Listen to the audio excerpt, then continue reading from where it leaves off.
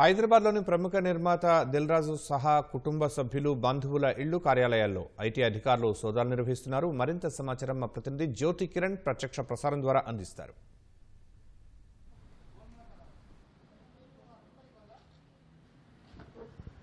శర్మ హైదరాబాద్లోని పలు ప్రాంతాల్లో ఆదాయ పన్ను శాఖ అధికారులు సోదాలు నిర్వహిస్తున్నారు. ప్రముఖ సినీ నిర్మాత దిల్రాజుతో పాటు మరో కంపెనీ పైన ఐటీ అధికారులు సోదాలు అయితే చేస్తున్నారు. ఉదయం 6 గంటల నుంచి ఏకకాలంలో 55 బృందాలు సోదాలు నిర్వహిస్తున్నట్లయితే మనకు సమాచారం ఉంది. ప్రస్తుతం మనం బంజారాహిల్స్లోని దిల్రాజు నివాసం వద్ద ఉన్నాం. దిల్రాజు నివాసంలో ఉదయం 6 గంటలకు ఆదాయ పన్ను శాఖ అధికారులు చేరుకొని ఆర్థిక లావాదేవీలకు సంబంధించినటువంటి సమాచారాన్ని అయితే ఆరా తీస్తున్నారు. ప్రస్తుతం నివాసంలో దిల్రాజు కూడా ఉన్నారు. దిల్రాజును 6 గంటల నుంచి ఆర్థిక లావాదేవీలకు సంబంధించి సమాచారాన్ని ఆదాయ పన్ను శాఖ అధికారులు అయితే సేకరిస్తున్నారు. దిల్రాజు కార్యాలయం నివాసంతో పాటు సోదరుడు శిరీష్ కుమార్తె అనిస్తారెడ్డి నివాసాల్లో కూడా ఐటీ సోదాలు జరుగుతున్నాయి.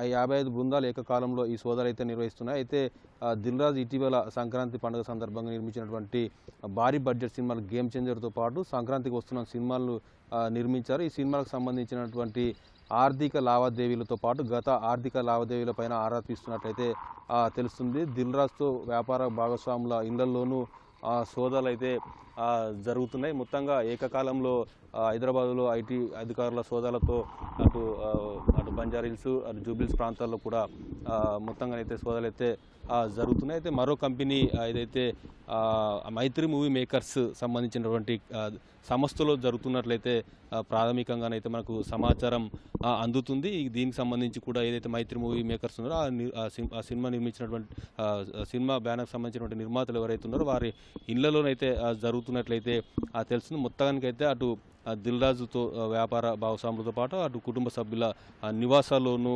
ఉదయం నుంచి ఐటీ అధికారులు అయితే ఆర్థిక లావాదేవీలకు సంబంధించిన అంశాలపైన సోదాలు అయితే నిర్వహిస్తున్నారు.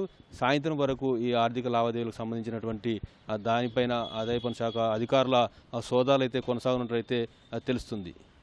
Vote to studio.